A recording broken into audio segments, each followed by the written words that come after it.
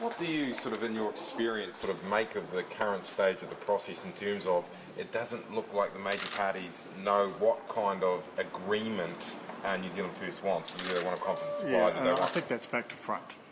Right. I think that the major parties should be driving this process, not the minor party.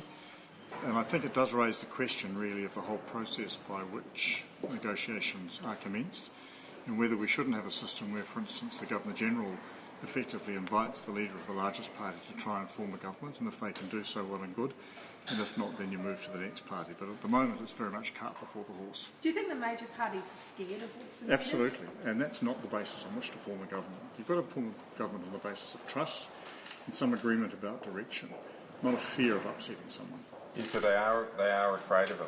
I think so, and I think that's why you've seen both leaders be so quiet over the last couple of weeks, and that's really absurd. I mean, if they're talking about being leaders, people who can take the country forward, and their starting process is to remain timid about upsetting their likely partner, not a very good way to start a relationship. And do you think that that has put them on the back foot in negotiations and that he's set the agenda here? Yes, I do, and I think that goes back to the way in which the fact we've got parallel negotiations running again. Everyone said after 1996 this should never happen again. Until now it hasn't happened. The fact that it's happening again right now, I think, really runs the risk of just sort of discrediting the whole process. How do you think it compares to what you saw in 96? Well, apart from the fact we've only been going a couple of weeks as opposed to 9, it's pretty similar. And I suspect the outcome will be similar. In what sense? Well, where it eventually ends up. You think it'll end up being a national government? Well, I'm thinking it won't last, whatever it is. What makes you think it won't last? Oh, I just think there's an inbuilt self-destruct mechanism there. And the fact you build something on the basis of vanity suggests that there's going to be a point where the vanity's upset. Sorry, what's the inbuilt self-destruct mechanism? Well, it's the vanity of the party doing the negotiating. It's all about it rather than what's in the best interest of the country.